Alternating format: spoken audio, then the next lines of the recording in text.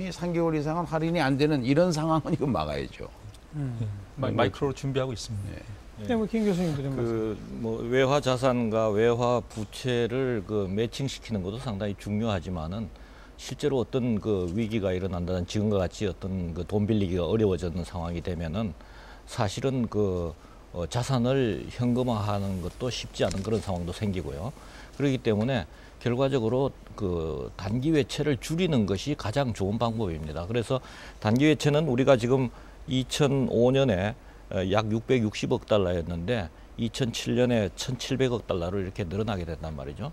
그래서 단기 외채가 이렇게 급격히 늘어나면서 지금 우리가 여러 가지 외화 부족의 문제, 롤오버를 시키는 과정에서 여러 가지 외화 부족의 문제도 생기고 또 이 단기 외채가 또 있었다 손 치더라도 돈을 빌릴 수만 있다면은 해외 차입을 할 수만 있다면은 위기를 해결할 수가 있는데 문제는 아까 말씀하신 대로 경상수지 적자가 있는 나라는 밖에서 볼 때 돈을 안 빌려준다는 거죠. 그래서 경상수지 적자가 굉장히 중요하고 어느 나라든지 우리도 외환위기 전에 경상수지 적자가 갑자기 커지면서 외환위기를 당했거든요. 그래서 경상수지 적자를 해결하기 위해서는 아까 말씀드린 대로 환율을 어느 정도 수준에 높이는 것이 상당히 필요하다 이런 생각이 들고요. 그러면은 시장 개입을 해가지고 좀 환율을 낮추는 것도 방법이 아니냐 이렇게 생각할 수가 있는데 물론 그렇게 했으면 좋겠습니다만은 우리가 유동 외채가 지금 2,200억 달러 가지고 있고 외환 보유고가 아무리 세계 6대 외환 보유고에 들지만은 2,400억 달러를 가지고 있지만은 유동 외채가 높은 이런 상황에서는 6대 외환 보유고가 큰 의미가 없거든요. 그래서 실제로 유동 외채 이하로 만약 외환 보유고가 떨어진다면은 그거는 상당히 위험한 상황으로 들어가기 때문에 이런 측면에서 본다면은 개입도 쉽지 않다 이렇게 볼 수가 있습니다. 우리가 조금 어떤 대목에서는 너무 좀 미세한 데까지 토론이 지금 들어갔습니다만 지난주에 아주 요동쳤던 외환 시장을 평가하면서 혹시 10년 전에 외환 위기적 상황으로 가는 것은 아니냐 이런 질문으로 토론을 시작을 했는데 경상수지 문제, 또 외채 문제, 또 정부 당국의 정책 문제, 일반 시장 참여자들의 심리 문제까지 쭉 짚어봤는데 10년 전 상황하고는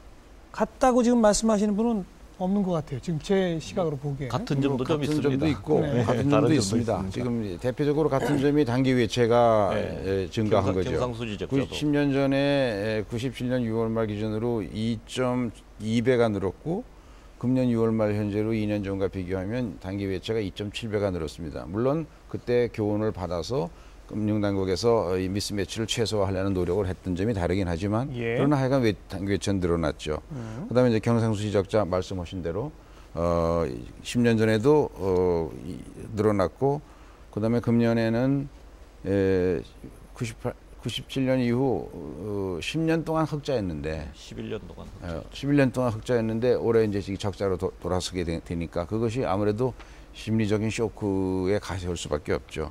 그런데 아까 말한 대로 외환 보유액이 늘어났다든가 특히 우리 대기업의 재무구조가 좋아졌습니다. 대기업의 재무구조가 외환위기 때는 426%인가 부채 비율 됐지 않습니까? 근데 지금 상장 대기업이 92.5%인가 그렇죠. 그리고 금융기관도 많이 건전성이 좋아졌죠. BIS가 그때는 7%밖에 안 되는데 지금 11%고.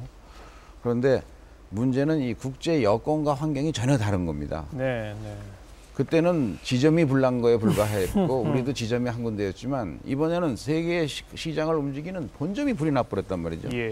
그러니까 그 심리적인 공포가 더 할 수밖에 없고 그다음에 저는 이제 이 국내 정치적인 차이점이 있다고 생각합니다.